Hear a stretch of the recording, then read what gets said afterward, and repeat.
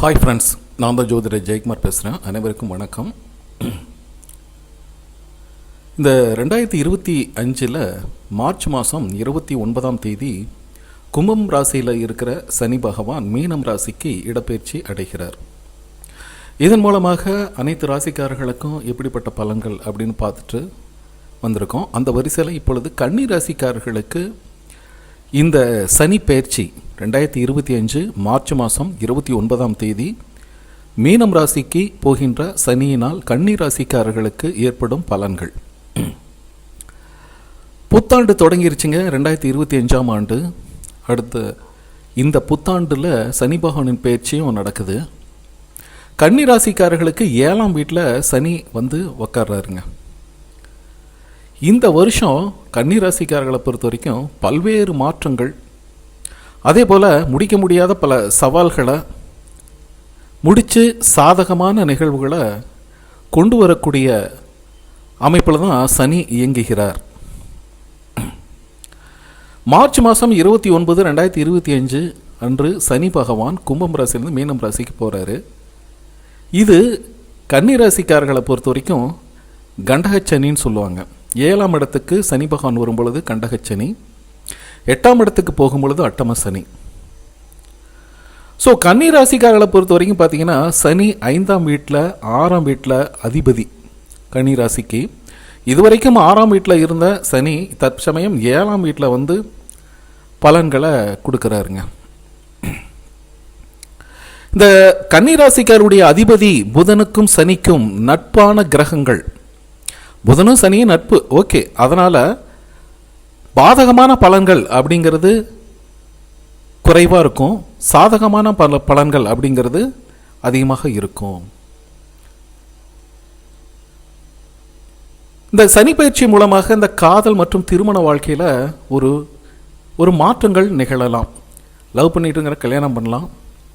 திருமணத்துக்கு பிறகு நல்ல ஒரு குழந்தை செல்லம் பெற்றெடுக்கும் வாய்ப்பு, குடும்பத்தில் இருந்த பிரச்சனை, சாதகமில்லாத அமைப்பு, பேச்சினால் ஒரு தொந்தரவு, இதெல்லாம் சால்வ் பண்ணலாம். ஆனால் எடுக்கக்கூடிய காரியங்களில் அதிகமாக கவனம் வச்சுக்கணும். உங்களுடைய ராசிக்கு 7ஆம் இடத்துல சனி பகவான் இருக்கிறதுனால தாயாரின் உடல்நிலையில் சற்று கவனமாக இருக்கணும். சின்ன சின்ன பிரச்சனைகள் வந்து நீங்கும். தொழில் சார்ந்த விஷயங்கள், வருமானம், நிதி, பொருளாதாரம், கொடுக்கல் வாங்கல் போன்ற விஷயங்கள்லாம் என்ன நடக்கும் அப்படின்னு பார்த்தீங்கன்னா, வேலையில் திடீர்னு ஒரு மாற்றங்கள் அல்லது புதிய பொறுப்புகள், ரெஸ்பான்சிபிலிட்டி இது ஏற்படுவதற்கான சூழல் உருவாகுங்க.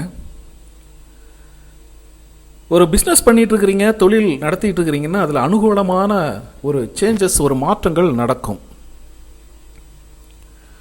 அதே போல் 6ஆம் இடத்துலேருந்து 7ஆம் இடத்துக்கு போகும்பொழுது கடன் தொடர்பான விஷயங்கள், நோய் நொடி, சொந்த மதங்களில் ஒரு பிரச்சனை, வார்த்தையினால் ஒரு சங்கடங்கள், சலிப்பு, சங்கடம்னு சொல்லுவாங்க இல்லைங்களா, சலிப்புத்தன்மை, சங்கடத்தன்மை, இது உறவுகளுக்குள்ள இருக்கும். இந்த விஷயங்கள்லாம் கொஞ்சம் மாறப்போகுது. இருந்தாலும் கடன் வாங்கிறது, கொடுக்கறது, கொடுக்கல் வாங்கல், பொருளாதார விஷயங்கள், நிதி சம்பந்தப்பட்ட விஷயங்கள், இதில் சற்று கவனத்தோடு செயல்படுறது அவசியம் அப்படின்னு சொல்லலாம். மாணவர்களை பொறுத்த வரைக்கும் இந்த கன்னி ராசிக்காரர்களுக்கு இந்த சனி பயிற்சி எப்படி இருக்குன்னு பார்த்தீங்கன்னா, 7ஆம் இடத்துலேருந்து சனி பகவான் உங்களுடைய ராசியை பார்த்துட்டு இருக்கிறதுனால சனின்னா சோம்பல், சனின்னா சோறு, சனின்னா தாமதம், தடை கிடையாது, தாமதம். ஸோ மாணவர்கள் என்ன பண்ணணும், சுறுசுறுப்பு குறையாமல் பாடங்களில் அதிகமான கவனங்கள் செலுத்தணும் அப்படின்னு தான் சொல்லப்படுது. கண்டிப்பாக தேர்வில் உறுதியான வெற்றி காத்திருக்கு. அதுக்கு பயிற்சி, முயற்சி, பொறுமை, இதன் அடிப்படையில் நீங்கள் பாடத்திட்டங்களை வகுத்து நீங்கள் சுறுசுறுப்பாக படித்து வரணும். ஏன்னா சனி பார்வை இருக்கிறதுனால சில சோம்பல்தனமாக வந்து தான் தீரும். இப்போ படிக்கிறாங்கிறோம், அப்புறம் நாளைக்கு படிச்சுக்கலாம் அப்படிங்கிற ஒரு காரியம், பெரியவர்களாக ஒரு காரியம் செய்யணும், இன்றைக்கே ஏன்னா அன்றன்றைக்கு நீங்கள் படித்து முடிச்சிட்டிங்கன்னா நல்லது. அன்றன்றைக்கு அந்த காரியத்தை செஞ்சிங்கன்னா நல்லது.